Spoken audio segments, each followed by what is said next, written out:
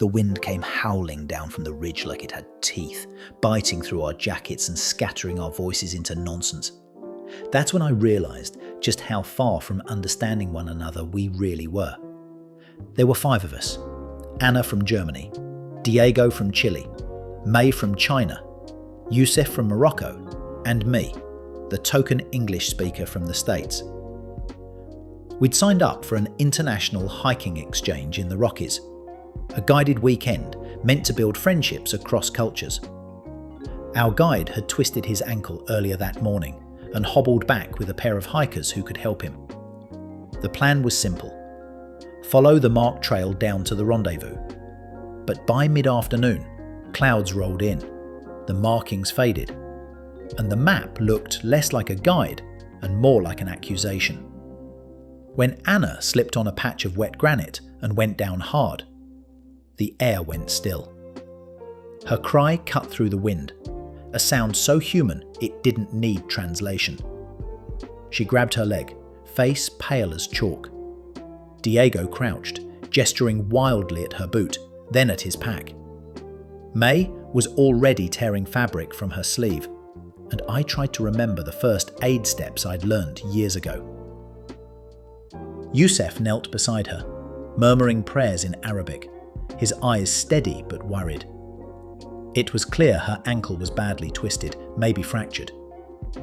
We had no cell signal, no guide, and daylight sliding away faster than we could think. We all started talking at once, in English, Spanish, Mandarin, German, and Arabic. A storm of words that meant nothing and everything.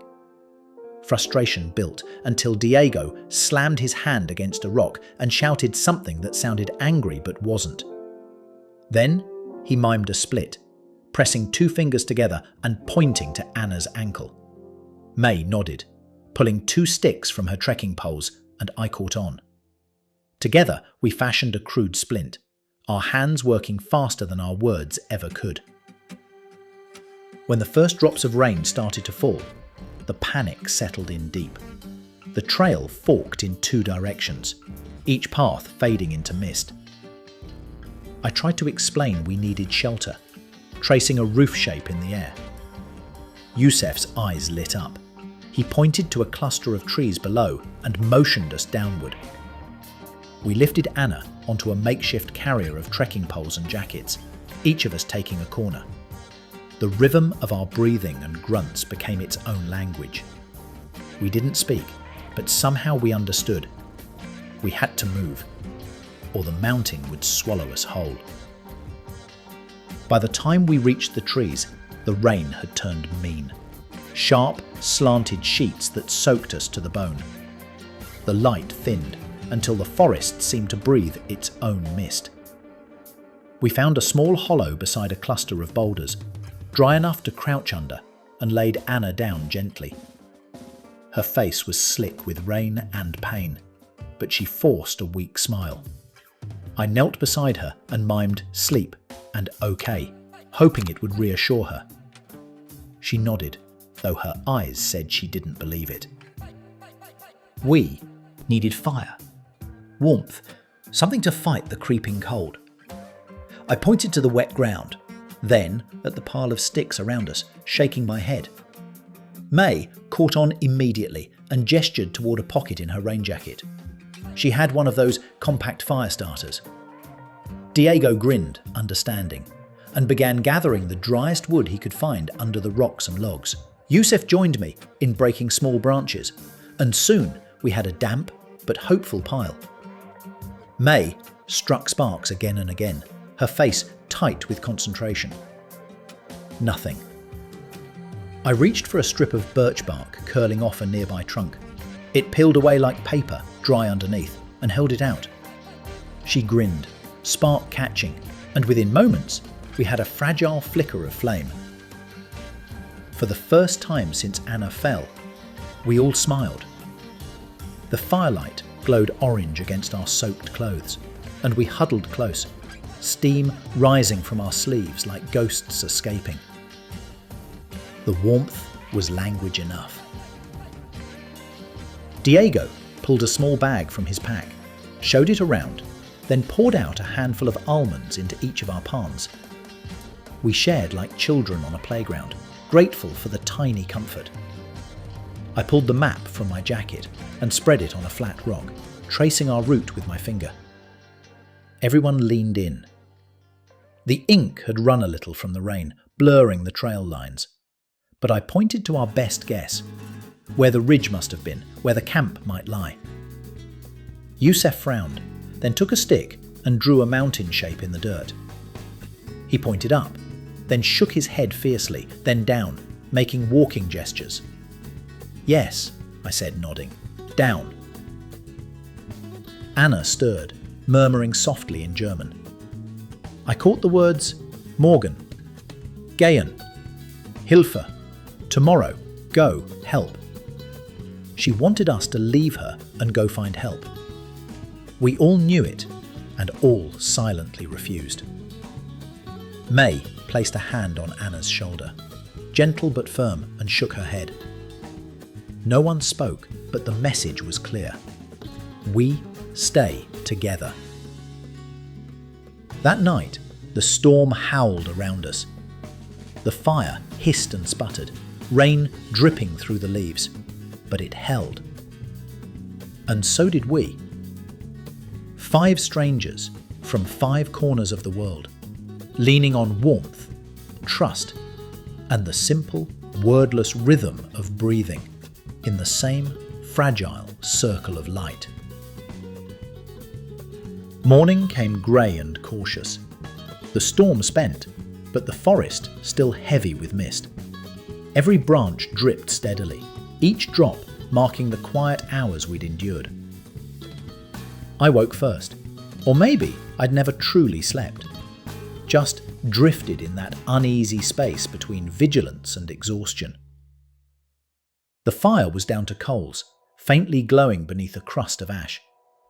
I stirred it gently, feeding a few small twigs until a whisper of flame returned. One by one, the others stirred too. Anna winced as she tried to move her leg, but her colour had improved. May knelt beside her, rechecking the splint, adjusting it with a precision that felt both kind and clinical. Diego stretched, rubbing his shoulders, while Youssef climbed up a short rise to survey our surroundings. When he returned, he drew a shape in the dirt, a rough sketch of the valley below, sloping downward with a long, meandering line. A river. He pointed to the line, then tapped his ear and mimed, listening. It took me a moment, then I heard it too, faint, steady, the hush of water over stones. It was our first clear direction since we'd gotten lost. Rivers mean life, civilization, roads, or at least a landmark we could follow. But Anna couldn't walk unaided. I gestured, lifting her, then looked to the others. Diego nodded immediately.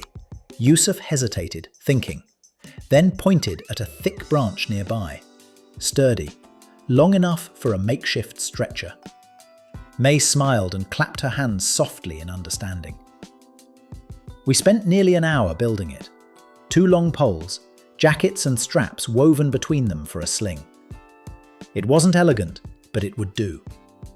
When we lifted her, each taking a corner, Anna gripped our hands, tears of gratitude in her eyes. I don't know if any of us realized then how much trust that took. To be carried by strangers whose words you didn't even know. The descent was rough.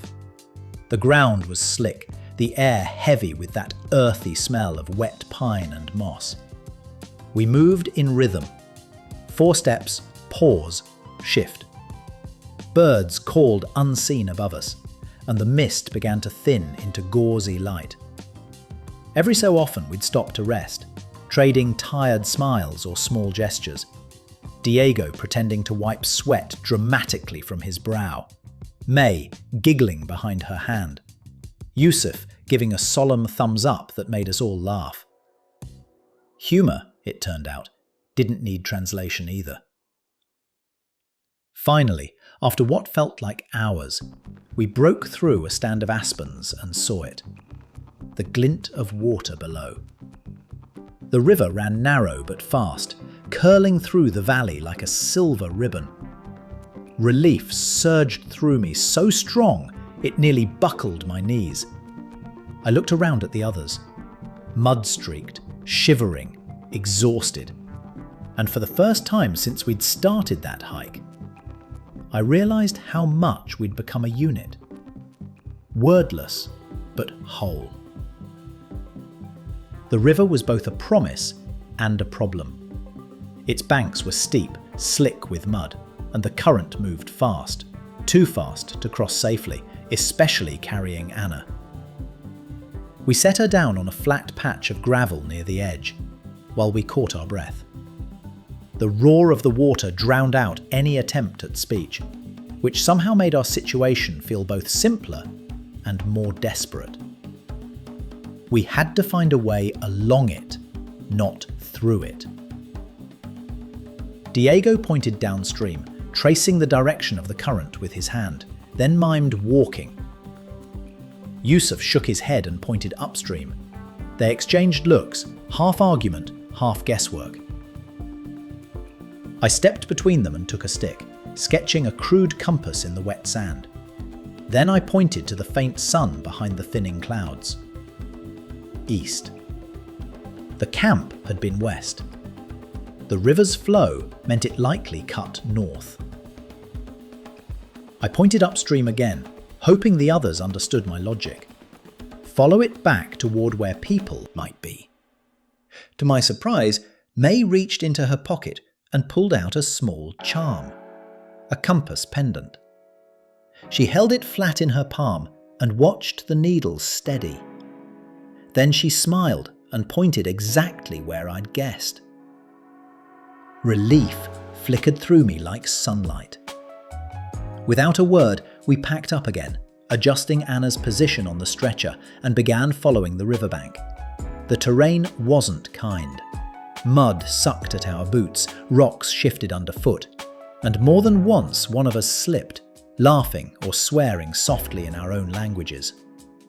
But the laughter helped. It broke the tension and kept the fear from settling too deep. At one point, Anna began humming, low and tuneless, but steady. May joined her with soft notes of her own, and soon even Diego was trying to mimic a melody. We became a strange little chorus winding through the forest, our song lost in the rush of the river. After an hour or so, the trees began to thin, the ground leveled out, and the sound of the water changed, wider, slower. We came around a bend and saw what looked like a crossing. Fallen trees wedged across the stream, forming a rough bridge. It wasn't perfect, but it was something. Diego tested it first, stepping gingerly, the logs wobbling under his boots. He turned, nodded, and gestured for us to follow. Crossing with the stretcher was the hardest thing we'd done yet. Every movement had to be slow, measured, in sync. One slip, and we'd all tumble into the icy current. May whispered something, maybe a prayer, maybe encouragement, and we moved. Step by step, breath by breath, we reached the far side, collapsing onto the damp grass with shaky laughter and trembling arms. We'd made it. But daylight was already tilting toward afternoon, and the question still hung between us like fog. How far until help? We didn't have to wait long for the mountain to test us again. The trail, if you could even call it that, turned steep, winding through stands of fir and loose shale. Every step was a gamble, the earth sliding underfoot, but we pressed on, taking turns carrying the stretcher. The air grew colder as we climbed, and somewhere ahead, the forest opened into a broad clearing brushed with gold light. It was there, faint but real, that we first heard the sound. Something metallic clanging against stone. We froze. Yusef cupped a hand to his ear, eyes narrowing. A bell? A gate? Diego shouted, "Hola!" his voice swallowed instantly by the vastness of the trees. Then, answering back, came another sound. A faint human voice, indistinct but alive. For the first time, we didn't need gestures to agree. We ran. Branches whipped our faces, mud splattered up our legs, and the stretcher jostled between us, but no one complained. The sound grew clearer. A man's shout, another calling back. And then we burst from the tree line into a gravel trail where two park rangers stood beside an ATV, startled by the sight of us. I don't know what we looked like mud-caked, soaked, wild-eyed. But one of them immediately dropped to his knees beside Anna, already reaching for his radio. Relief hit like a wave. I sank to the ground, chest heaving, unable to speak. Around me, the others laughed, cried, hugged, each in their own language, yet somehow all saying the same thing. The ranger asked questions I barely processed. How long we'd been lost, what happened, how she'd fallen. I answered as best I could, gesturing towards the others, trying to explain that without them, without every gesture, every shared look, we wouldn't have made it. When the medics arrived and loaded Anna onto the ATV, she reached out, grabbing each of our hands in turn. "Danke," she whispered, voice breaking. May answered softly in Mandarin, Diego in Spanish, Yusuf in Arabic. I just nodded, feeling my throat close up. It didn't matter that none of us understood the words. The gratitude was universal. Later, when we were back at the ranger station, wrapped in blankets and sipping hot tea, the room filled with quiet laughter. Our sentences came out in fragments, half English, half gestures. But every time someone misunderstood, we'd laugh harder, filling the gaps with warmth. That night, before we all parted ways, I stepped outside for a breath of cold mountain air. The stars had come out clear and sharp above the pines. I thought about how close we'd come to disaster, and how it was trust, not words, that saved